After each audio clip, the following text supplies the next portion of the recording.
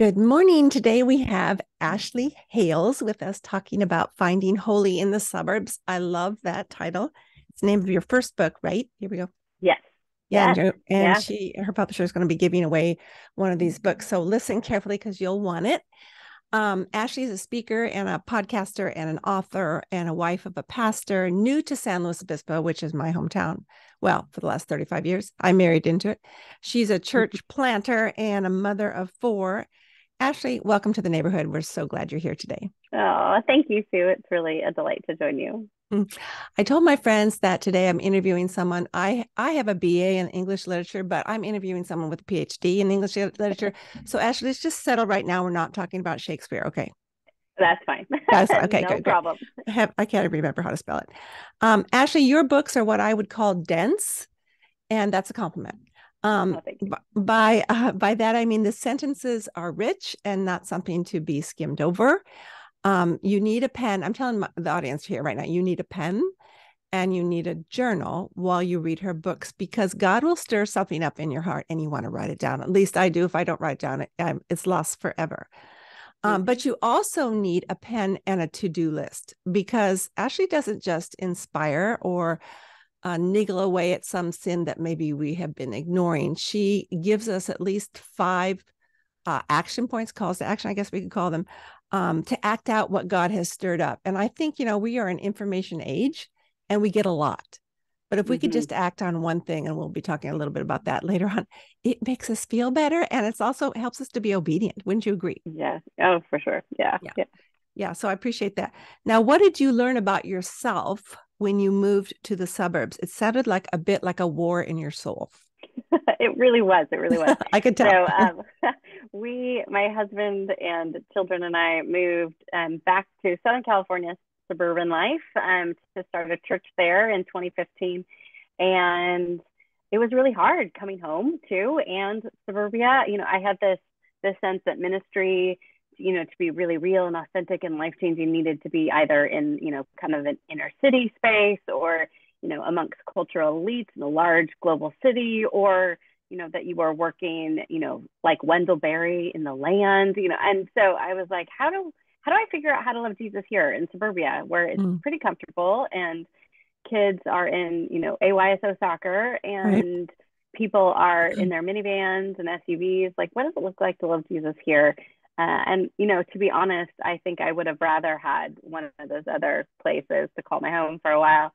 So it was a struggle. And yet I found and I was convinced that the goodness of the gospel can be lived out wherever God puts us. And so it wasn't my place to be denigrating suburban life like most of our kind of Hollywood movies can tend to do, but to figure out what does the gospel look like here on the ground. Mm. What does the gospel look like here on the ground? It reminds me of my first year of marriage. I was talking to an old friend, and I didn't get married till I was 35, and I was a missionary with Wycliffe a couple different times. And she said, Sue, I'm just so sorry that you got married. And I said, why? And she said, well, because you always wanted to be a missionary. And I said, listen, California needs the gospel maybe Mm-hmm. more than third world countries because they're more Mm-hmm. desperate. And it just made me laugh because it doesn't Yeah. really matter where we live as long as we're using the place for the goodness of others and the glory of God. Mm-hmm. But what you say about suburbia is that we can't get hung up on certain things. I want to ask you this though. This doesn't bother me living in suburb, but maybe I'm just blind to my own sin. But maybe it's because I've lived in a jungle hut, and maybe it's because I've lived in a flat in a major city in another Mm-hmm. culture. Mm-hmm. But I do love comfort Yes. and I do love beauty. And I had to wrestle with it a little bit. Like, I don't Mm-hmm. want to, just because I live here, to keep going onward and upward as if that's Right. my value. But I may buy my couches at thrift stores, which I do, Yes. but they need to be comfortable. So Yeah. is that a sin? Answer that for me. No. Oh, okay. Good. Yeah. I'm off the I hook. don't think I don't think comfort is a sin. I think a lot of it, the Bible talks so much about our heart posture, right? And in the Sermon on the Mount, particularly, Jesus isn't, he's saying, for instance, if you, it's not just don't kill, right? But don't be angry with your brother or sister. Mm. And, out of the heart, the mouth speaks. And so, when we think about particular sins, we can often think of it as just simply actions, right? But Right. Jesus talks again and again how much it's, it's the heart condition that really is where the action, right, originates. And it's only, of course, through the grace of God that we're able to have our hearts changed to not be angry, Mm. to value other people over our own comfort. So it's not to say that comfort in and of itself is a sin, but it's often it's worth examining, asking Mm. ourselves some good questions Mm-hmm. and examining in community to the extent to which we have elevated comfort more than maybe it should be in the life of a Christian. And not only So that, that, yeah. yeah, excuse me, I was going to say, with hospitality, because I speak on it as well, Mm-hmm, mm-hmm, people say, well, I don't have a big enough house or my couch is not pretty enough. And that's when the heart posture needs some examining because you're really thinking, right, I think that means I'm thinking too much about myself. I mean, at one point I thought, well, I'm right, going to have to sew all of my Afghans together to cover my couch or right, just not have people over. right. That's where we go.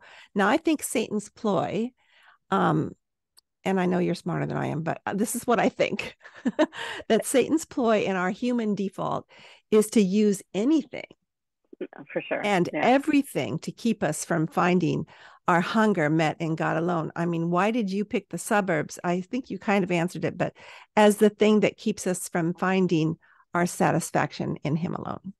Mm-hmm.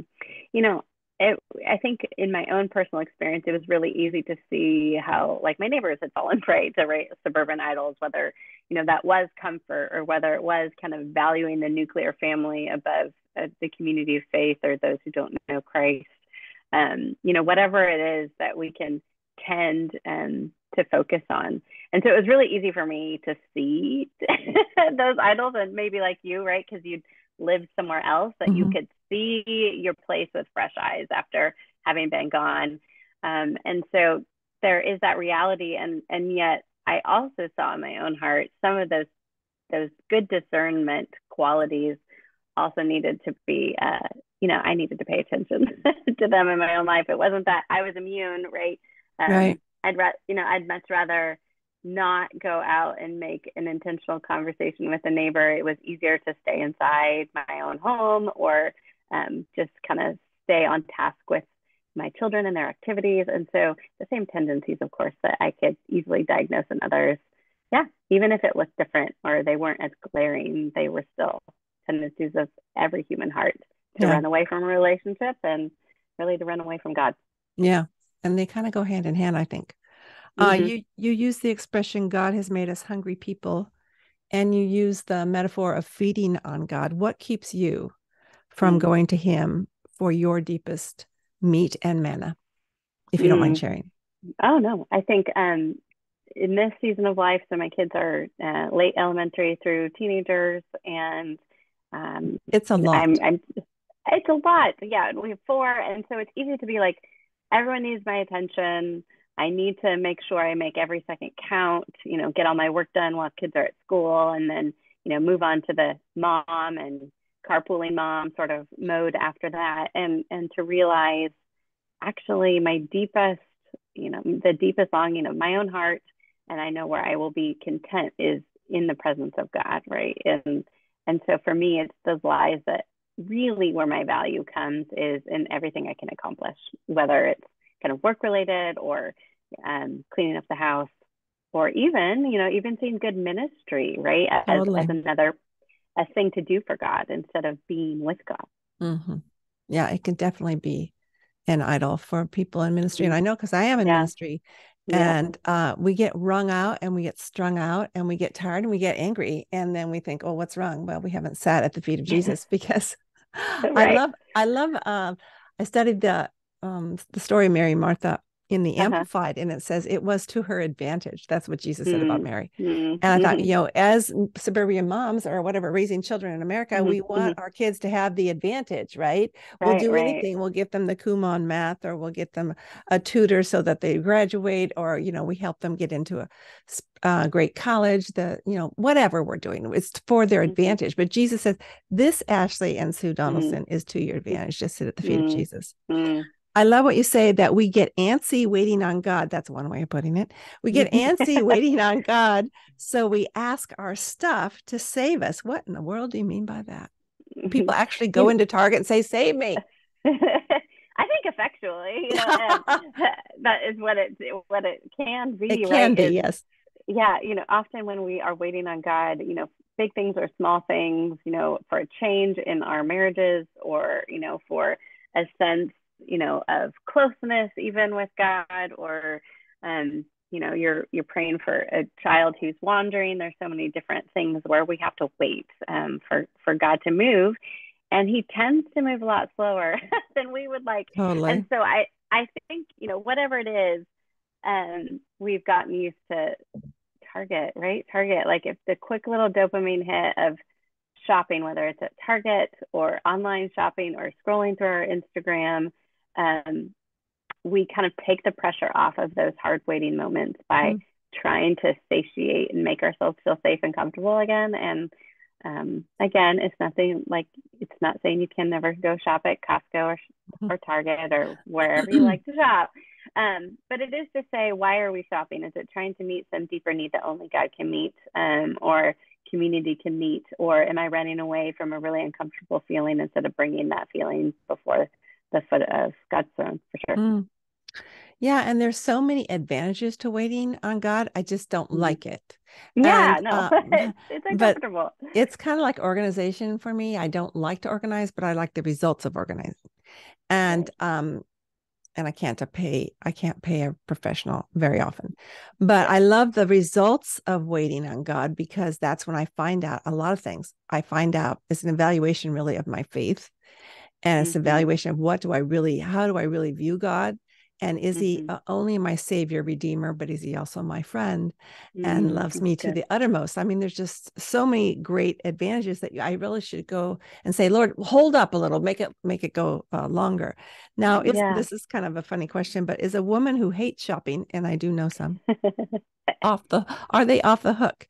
Is she free from the foible of finding her rest outside of God? Or can you give us some other pitfalls that you can mention?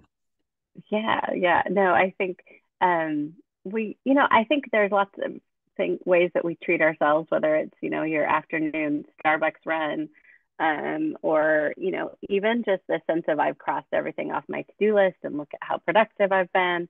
Um, look at my record of volunteering in my children's classroom, or, always being prepared when my children come home with, fresh baked goods or something.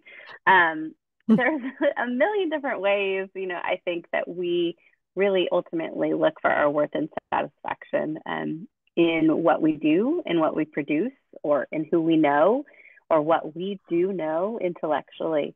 Um, it's not always what we have, but I think we can easily look at what we do, who we know, and what we know as other ways to distract ourselves from God and loving the people around us. Yeah. Yeah, Satan will use anything. We just heard a message on Yeah. drawing close to God this last Sunday, and then I podcasted Mm-hmm. on as well this week about 5 ways that we keep ourselves from answering God's invitation. I mean, he spends 24/7 inviting Sue, would you just come? Would you Mm-hmm. just come? I go, wait a minute, I'll be right there. Um, Yeah. and um, and so these words leapt out to me as I was reading your book: to fill my infinite things with finite things. The more distance, which is not what we want, right? In our heads, we do Mm-hmm. not want to be distant from God. The more distance I put between God and myself, and the more I do that, it creates a way of being. What do you mean by that? Mm-hmm.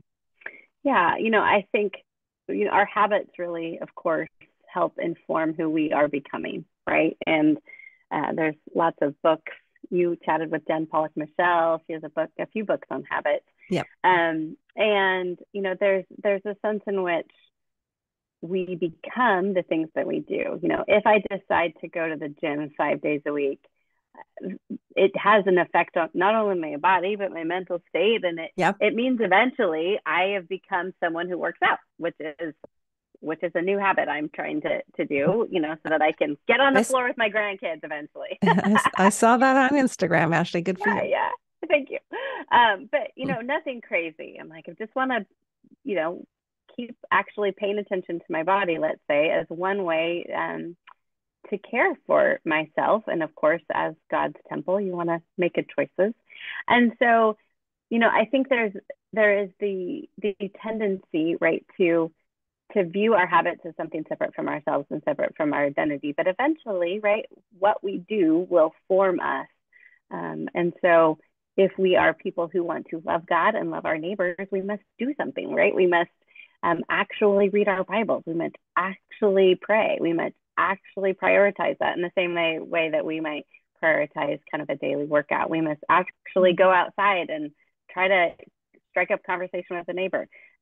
We must actually, if we're around for our kids' school pickup, like arrive 5 minutes early and see if you can chat with someone. These are just kind of the small intentional habits that actually change us into those types of people that God's calling us to be. So good. Um, you may have answered this, but I was thinking, what encouragement can you offer to keep us coming to God over and over again? In other words, how does this move from just being a truth that we really fully Right. embrace, but goes down into our hearts, into our souls, into our homes, and into our actions? I like to say that we are automatic garage door culture. We don't actually have to say anything in our neighborhoods. I don't care how far apart or close the houses are. We can do that. We can choose. And there are many who do. There are people I met when I first moved in this house 33 years ago that I haven't had another conversation with, really, because they stay in their house. Now, what I have taken them things for their porch, etc. But I thought, well, they don't want me, so we actually, so how do we move this truth? Yes, I love God. I want to come to him all the time, down to our feet and our homes. What would be a tip you could get? What would be a tip or counsel you or advice? Yeah. I think generally habits are best. I always want to like overhaul my whole life. January comes around and I'm like, I'm gonna eat so many more vegetables. I'm gonna Me drink all my too. water, start working out, and keep my house clean and make my bed every day. And it doesn't happen. But if I have smaller habits, like I'm just going to move my body for 20 minutes today. I don't have to do a hard workout. Like I'm just simply going to go walk around the block if that's what I feel like. Or buying a new water bottle and just keeping it out, keeping it in my car.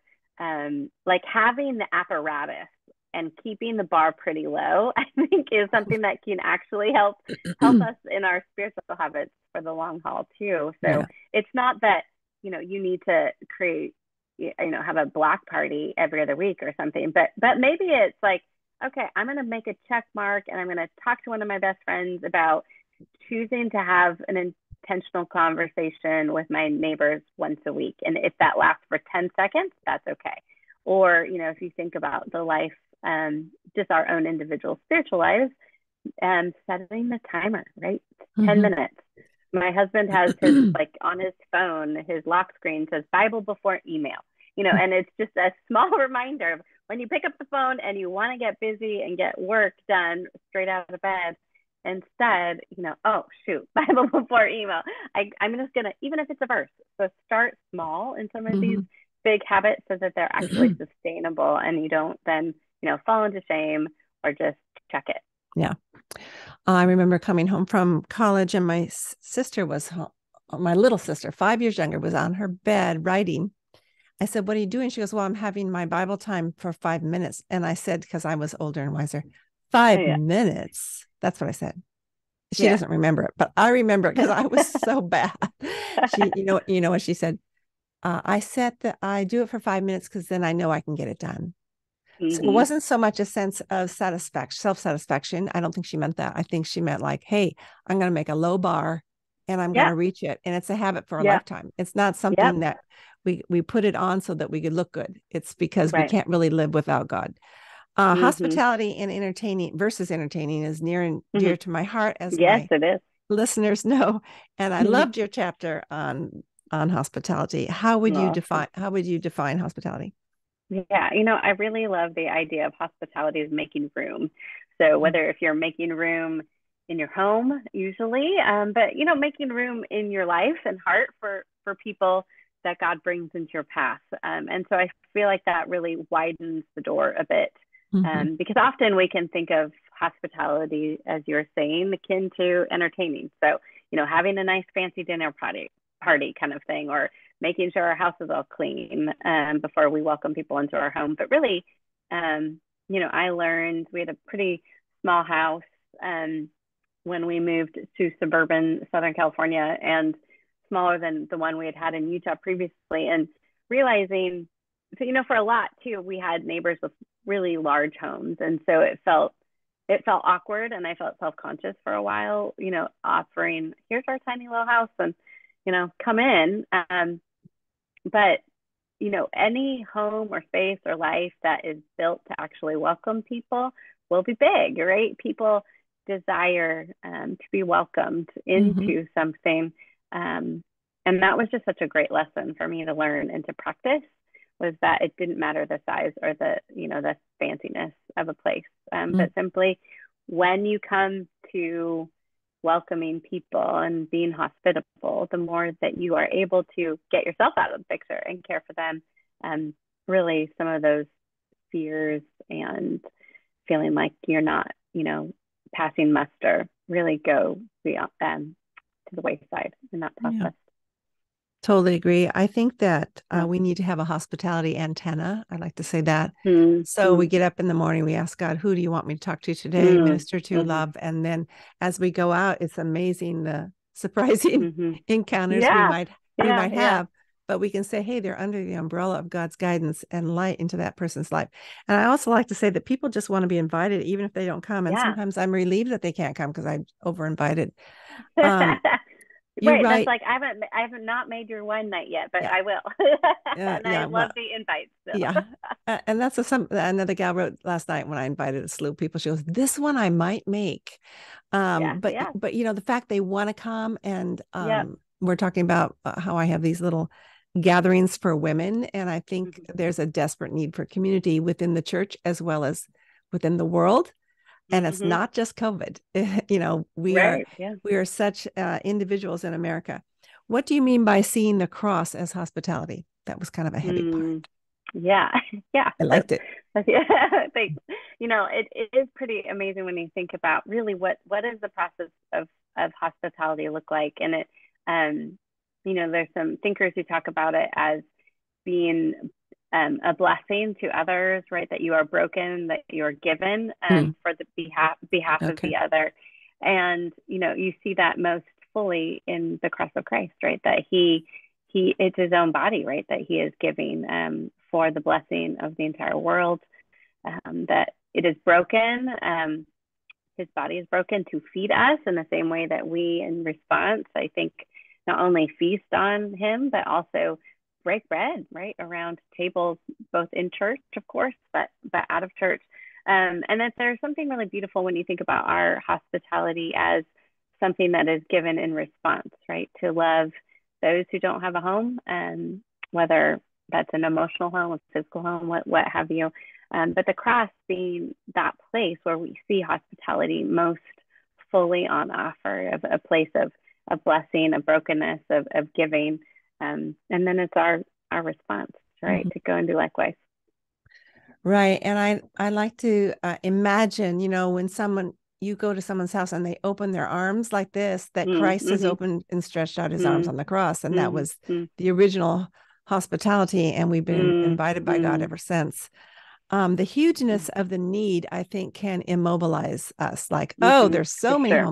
so many homeless people. Do I invite this one for Thanksgiving, but not this one? And Mm-hmm. there's so many needs in maybe in your extended family, and Mm-hmm. they get offended if you invite a homeless person in. I mean, there's just all sorts of things, and I Yeah. think that the hugeness can immobilize us. What is a good first step towards doing Mm-hmm. hospitality? I would say, to start with those closest to you. So start with the roommates or family members that live in your home. Just start there because sometimes it's really easy.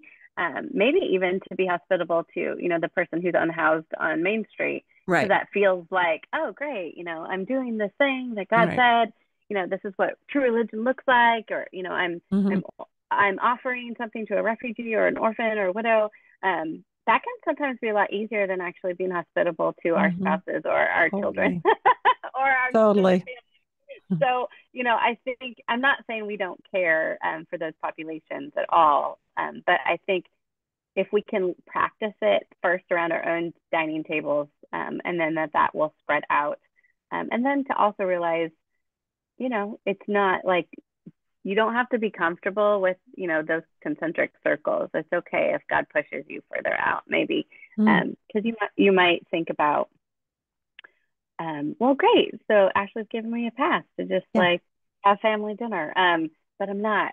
I think if we really are coming to God with hearts that want to see the kingdom of God and want to be hearts and people who welcome others in, it's going to be uncomfortable, whether it's someone that you haven't Mm. talked to in a while, whether it's a neighbor or a fellow church member.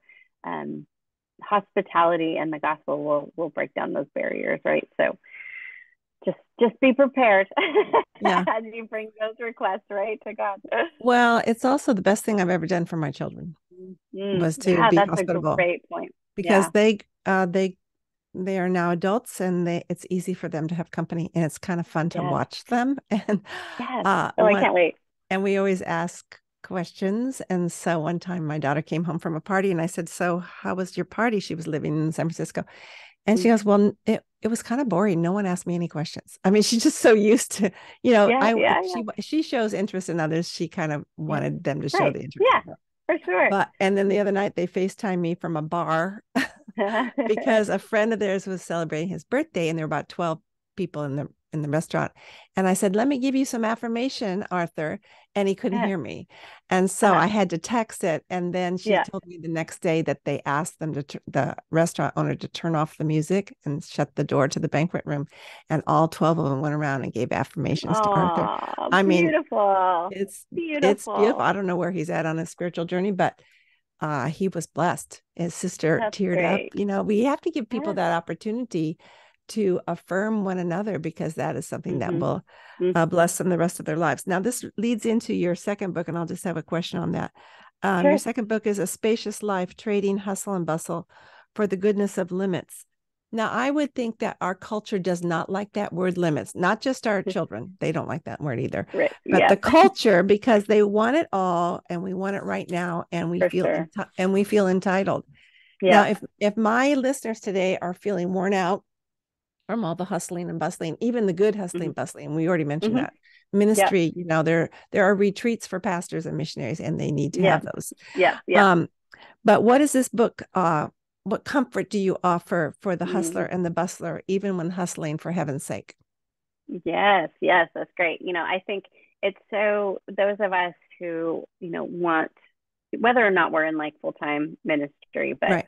are focusing our time and our energy on kingdom work, it can be so easy to kind of have outsized priorities of things that we're doing for God versus being with God. And Pete Scazzero talks a lot about that we can't outpace, right, our being with God. It's the same way, right? I'm having all of these kind of gym metaphors today, but you can't like outwork, you can't work out to like compensate if you're just eating like Cheetos and chocolate cake all day.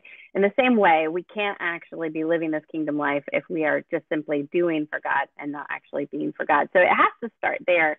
But I think a lot of that when we realize that we of course we come up against our limits. We have limits of our time, we have limits Mm-hmm. of our attention, we have seasonal life limits, we have limits of our bodies, and it can feel like I think we all have different ways we deal with our limits. Some of us try to push them down, some of us run away and hide, some of us try to just pretend they're not there, Oh. and just like plan the next vacation, whatever it is. But I think it's just beautiful to see that limits are built into creation itself, right? Mm, Before so sin, true. you know, there were seasons where the ground would lie fallow still, and that was not sinful. Um, Human beings had limits. They were to live in a particular place, right? In a covenant relationship, Adam and Eve, not just with anybody. Planets had orbits, like we couldn't just go and do whatever we wanted. And really, sin entering in the Garden of Eden was a transgression of limits, right? It was God said, you should not eat of this. And when you do, you will die. And they were like, okay, well, I'm going to have it. So we went past those God given limits. And so, what does it look like to live a life of faith? It's to actually live within God's limits. And we see that most clearly in the person of Jesus, who, of course, he's God, but he's also human. And so, he shows us how to respect and honor our human limits so that we can love the world. Um, I think we can view our busyness like a badge of honor, Yeah. and including exhaustion, Mm-hmm. relying on our to-do list crossed off as our Mm-hmm. value, especially as Mm-hmm. women. I think as Yeah. women. Mm-hmm. And so I do sell a little to-do list that starts off relate well with God, number two, everything else. And that helps me That's and good. hopefully Yeah. others. Yeah. Yeah. I have a different take on this, a little different question. Mm-hmm. Could we as followers of Christ use the concept of limits and boundaries as an excuse Mm-hmm. to not do something brave Mm-hmm. or hard that God is asking us to do? Mm-hmm. Isn't that when we really learn our limits, which we need to know, and Mm-hmm. remember that we are clay pots Mm-hmm. in desperate need of God? Mm-hmm. Yeah, no, I think that's good because, like I said before, I think we all have different reactions, right, to limits, Right. and so some of us are going to be like, "Well, I'm not limited. I can like take on the world, and I'm going to do it all." And other of us are like, "Oh gosh, I am so limited. I can't do this," and you're kind of falling into shame, or you are really self-conscious. And I think that's just kind of the flip side of pride, which is that first Yep. reaction. They're both the same problem. They're not really they're not, you see someone who is living well within their limits. They are not anxious, right? They're not either like hustling or kind of hiding in shame or fear. And you want to be like that person, right? You see kind of the lightness Mm-hmm. of someone in your own life, maybe that you can see like, wow, it's not that they aren't accomplishing much, but they have this kind of lightness or fruit of the spirit that's growing in them as they live within their limits. And so yeah, I do think we can easily use this idea of limits to hide from God in the Mm-hmm. same way that our first parents did as well. And then we start the same thing. We blame shift just like Adam does, or there's so many different ways in which instead of just acknowledging, I think really you see Jesus right in the Garden of Gethsemane wrestling with his limits, right? The limits of his mission. He doesn't want to be crucified, as none of us would. And yet you see him give that over to God the Father, right? But not my will, right? Yours be done. And I think that might be a good message for those of us who tend to kind of hide, right? Is I see this big scary thing out there, whether it's inviting a neighbor over to eat, or it's going on the mission field, or quitting a job, or having a hard conversation that you don't want to have, and yet you need to with someone, and to say, this is you bring your limit to God in prayer, and then trust that His will be done, and step out by the leading of the Spirit to do that hard thing. Yeah, the bottom line is surrender, and Yep. do I believe God loves me or not? Yeah. It helps me examine my belief system. Mm-hmm. As you know, Ashley, we talk about legacy on this show. What legacy do you Mm-hmm. want to be sure to leave those who know and love you, and how are you living it right now? Mm-hmm. Such a good question. I think I've talked to my own kids about this a little bit as they've grown older, but like my legacy is I would love for my children and those that I have loved through my life to love Jesus. That's it. Like it's it'd be great if you do whatever you're passionate about for your work, or you continue to care for other people. Like, yes, those are lovely things. But really, as long as you love Jesus and stay tightly tethered to him and his church, I feel like my life would have borne some fruit. So, and And then how am I doing yeah. doing that now? I think in my parenting, I am working hard at listening well to my kids and apologizing. Yep. And I think often and being able to take a step back as my children age too, and just pray for them a whole lot more than I have maybe when they were little, because I have less that I can control. So Absolutely.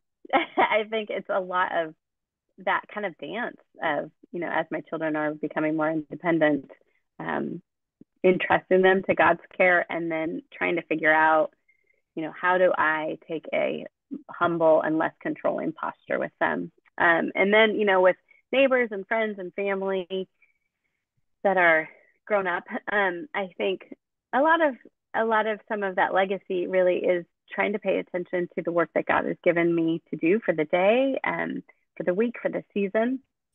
I think in the past I have tended to try to do it all, and make it all happen, and to do it all at the same time, and not really pay attention to seasons. And so to receive the work that God has given me to do for now, and instead of trying to say, okay, this time I'm leading the women's ministry and providing food and teaching this class at church and doing my other paid and unpaid work around the home, um, and writing a book, or something. Yeah. And even for me right now, it's to say I have a writing deadline right now. I'm Okay. leading a discipleship course, at our church with my husband, and we will try to have folks over from the church as we are getting to know people. And other than that, it's like prioritizing dinners around the table and Mm. being hospitable to my kids, and Yeah. saying this is the season, and in a few months we'll reevaluate what season we're at. So Right. And it's amazing how they change, and how I wasn't necessarily looking for them to change. They just change yeah, on me. yeah, And yeah, so I think what you're saying is helping those who are more in your position right now, but also at any position, yeah, yeah, because it really, our identity doesn't rest on what we do. That's what this whole yeah, discussion yeah. has been about. Right. How does your life embody the welcoming heart of God? I think one thing I love to do, both in person and on my podcast, and in some of the work that I do at the church, and have, is throughout a lot of my friendships, is ask good questions.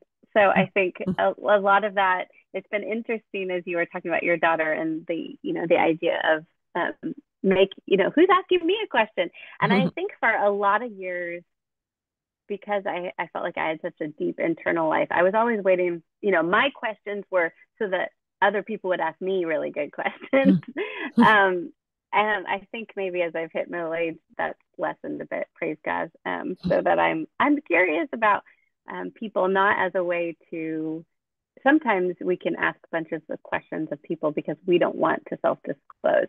And other times we can ask questions of people because we only think about self-disclosure.